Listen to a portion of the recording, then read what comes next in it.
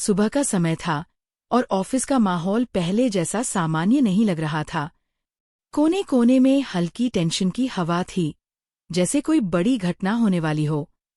कंप्यूटरों की खड़खड़ाहट और कॉपी मशीन की आवाजें आज किसी हल्की चिंता के साथ गूंज रही थीं। गांगुली सर अपने ऑफिस में बैठे थे। उनकी आंखें गंभीर थीं और उनके चेहरे पर कुछ कहना बाकी था। ठीक उसी समय ऑफिस के बाहर खड़ी रूम्पा मैडम और आशीष दास आपस में देख रहे थे। उनकी आंखों में एक शैतानी चमक थी। रूम्पा ने धीमी लेकिन जहरीली आवाज में कहा, आज अहाना मैडम का असली चेहरा आपके सामने उजागर होने वाला है, सर। आशीष दास ने तुरंत हाँ में सिर हिलाया, जैसे किसी योजना का हिस्सा बन चुका हो। दोनों के चेहरे पर नकली ईमानदारी और मासूमियत का मास्क था, जबकि अंदर उनकी आंखें पूरी तरह साजिश में चमक रही थीं। गांगुली सर ने एक तेज नजर उनकी ओर घुमाई और पूछा, सीधी बात कहो, रूम्पा, क्या हो रहा है? रूम्पा ने थोड़ी देर खिंचाव डालते हुए फाइल आगे बढ़ाई। आशीष ने बिना देर किए कहा, सर, अहाना मैडम ने आपको धोखा दिया है। उन्होंने गवर्नमेंट फंड के साथ फ्रॉड किया है। वह आपके भरोसे का गलत इस्तेमाल कर रही हैं। गांगुली सर का चेहरा तमतमा गया। उन्होंने टेबल पर हाथ पटकते हुए कहा, फ्रॉड? आप लोग होश में हो? रूम्पा ने फाइल को आगे बढ़ाते हुए कहा, सर, जिस मूर्ति मेकिंग प्रोजेक्ट को अहाना मैडम ने अप्रूव करवाया, वह उनकी सास दुर्गा देवी का प्रोजेक्ट है। यह जानबूझकर आपसे छुपाया गया। गांगुली सर की आंखें फैल गईं। वह चौंक कर बोले, व्हाट? यह कैसे संभव है? आशीष ने गंभीर स्वर में कहा, जी सर, दुर्गा देवी अहाना मैडम की सास हैं। इस जानकारी को छुपाकर अहाना मैडम ने खुद का फायदा उठाया है। गांगुली सर ने क्रोध में कहा, तो अब तुम लोग ये कह रहे हो कि मुझे धोखे में रखा गया?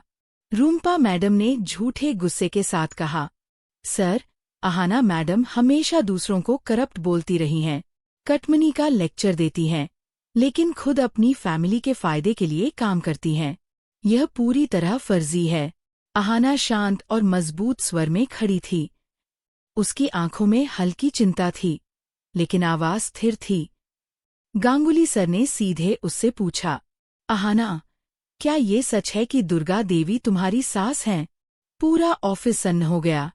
हर कोई थम सा गया। अहाना ने थोड़ी देर चुप्पी बनाए रखी, फिर सीधा सिर उठाकर कहा, जी सर, ये सच है। दुर्गा देवी मेरी सास हैं। रूम्पा मैडम के चेहरे पर शैतानी मुस्कान फैल गई। वहीं गोपाल कुंदू दूर से इस दृश्य को देखकर ताली बजाते हुए खड़ा था।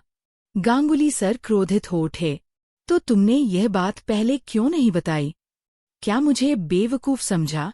अहाना ने शांत लेकिन स्पष्ट स्वर में जवाब दिया, सर, मैंने प्रोजेक्ट को केवल काम के आधार पर रिकमेंड किया था। मेरी सास होने की जानकारी नहीं दी, ताकि निर्णय निष्पक्ष रहे। गांगुली सर की आंखों में सख्ती और गंभीरता दोनों झलक रही थी। उन्होंने कहा, यह कॉन्फ्लिक्ट ऑफ इंटरेस्ट है। ऑफिसर होकर भी यह निर्णय छुपाना, यह गंभीर अपराध है। अहाना ने धीरे धीरे सिर झुकाया। उसकी आंखों में आंसू थे लेकिन आवाज नहीं कांपी।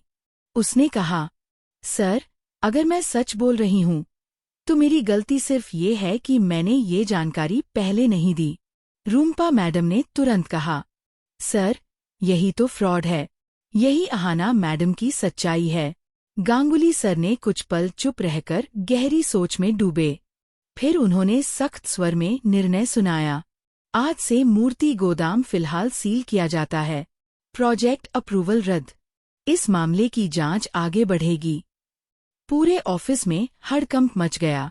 रूम्पा मैडम ने जोर से कहा, देखिए सब लोग, यही अहाना मैडम की सच्चाई है। ऑफिसर होकर भी स्कैम। एक वर्कर ने चिल्लाकर कहा, इस फ्रॉड का मुंह काला करो। और तभी अचानक काली स्याही अहाना के चेहरे पर फेंक दी गई। पूरा ऑफिस सन्न रह गया। गोपाल कुंदू पीछे से शैतानी मुस्कान के साथ ताली बजा रहा था। दुर्गा देवी दौड़कर आगे आईं और रूम्पा का हाथ पकड़ते हुए चिल्लाईं, रुक जाओ, ये मेरी बहू है। मेरी वजह से ये सब हुआ। अगर सजा देनी है तो मुझे दो, उसे मत छुओ। अहाना चुपचाप खड़ी रही। चेहरे पर काला दाग था, लेकिन आंखों में आंसुओं के बावजूद उसका आत्मविश्वास टूटा नहीं। रूम्पा धीरे से मुस्कुराई। ऑफिसर होकर भी स्कैम। वाह अहाना मैडम, वाह। अहाना ने दुर्गा देवी का हाथ थामते हुए कहा, माँ, ये जंग सिर्फ मूर्तियों की नहीं, बल्कि सच और झूठ की है। अफरातफरी के बाद ऑफिस में अचानक सन्नाटा छा गया। हर कोई चुपचाप खड़ा था, जैसे कोई सांस तक लेने की हिम्मत नहीं कर रहा हो। गांगुली सर अभी भी अपनी सीट पर बैठे गंभीर मुद्रा में थे। उनके चेहरे की सख्ती अब और भी गहरी लग रही थी। उन्होंने धीमी लेकिन ठोस आवाज में कहा, रूम्पा, आशीष, अभी ऑफिस के किसी भी वर्कर ने इस मामले में हस्तक्षेप नहीं करना। मैं खुद पूरे मामले की जांच करूंगा। कोई भी गलत कदम उठा तो जिम्मेदार वही होगा। रूम्पा ने आंखें चमकाते हुए धीरे से कहा, सर, अब तो सच सामने आ गया है। सबको पता चल जाएगा कि अहाना मैडम कितनी चालाक हैं। गांगुली सर ने गंभीरता से देखा। चालाक या बेईमान, सच सामने आना चाहिए। अहाना, तुम्हें भी अपनी बात साफ करनी होगी। सबके सामने पूरी कहानी बताओ। अहाना ने सिर उठाकर कहा, सर, मैं वही बताऊंगी जो सच है। मेरे पास छुपाने की कोई बात नहीं है। वह धीरे धीरे ऑफिस के बीच में खड़ी हुई। उसके हाथ थरथराए नहीं, उसकी आंखों में डर था, लेकिन उसका आत्मविश्वास चमक रहा था। उसने हर वर्कर की तरफ देखा, हर उस व्यक्ति की निगाहों में जो उसे दोषी ठहराना चाहता था। सभी को सच बता दूं, अहाना ने कहा, यह प्रोजेक्ट केवल काम के आधार पर रिकमेंड किया गया था। मेरी सास दुर्गा देवी को इसका फायदा हुआ, लेकिन मैंने कभी ये नहीं चाहा कि किसी को नुकसान पहुंचे। प्रोजेक्ट का उद्देश्य काम को सही तरीके से पूरा करना था, न कि किसी को धोखा देना। रूम्पा की मुस्कान धुंधली पड़ गई। वह समझ चुकी थी कि अहाना ने अपनी बातों में सच्चाई का मजबूत कवच पहन लिया है।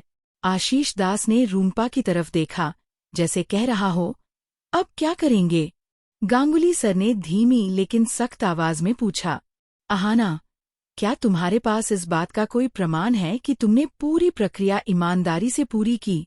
अहाना ने अपने लैपटॉप से सभी दस्तावेज और ईमेल खोलकर सबके सामने रख दिए। हर चीज व्यवस्थित और स्पष्ट थी। उसने समझाया कि कैसे उसने हर कदम पर नियमों का पालन किया और कोई भी पक्षपाती निर्णय नहीं लिया। वहां खड़े कुछ वर्कर्स धीरे धीरे अहाना की तरफ देखने लगे। उनके चेहरे पर संदेह और आश्चर्य की मिलीजुली भावनाएं थीं। उन्हें एहसास होने लगा कि जो आरोप लगाए गए थे, वे झूठ पर आधारित थे। गांगुली सर ने धीमी सांस लेते हुए कहा, तो अब स्पष्ट हो गया कि आरोप गलत थे। लेकिन रूम्पा और आशीष की साजिश कैसे पकड़े? इसी बीच दुर्गा देवी ने कदम बढ़ाया और कहा, सर, मैं गारंटी देती हूं कि ये सब मेरी बहू के खिलाफ रूम्पा और आशीष की चाल थी। मैंने भी कभी किसी नियम का उल्लंघन नहीं किया। रूम्पा मैडम की हंसी फुसफुसाई और उसके चेहरे पर झल्लाहट साफ दिखाई दी। उसने कहा, माँ, आप इसमें क्यों हस्तक्षेप कर रही हैं? दुर्गा देवी ने दृढ़ स्वर में जवाब दिया, क्योंकि सच हमेशा सामने आना चाहिए, और मैं अपनी बहू की इज्जत बचाऊंगी।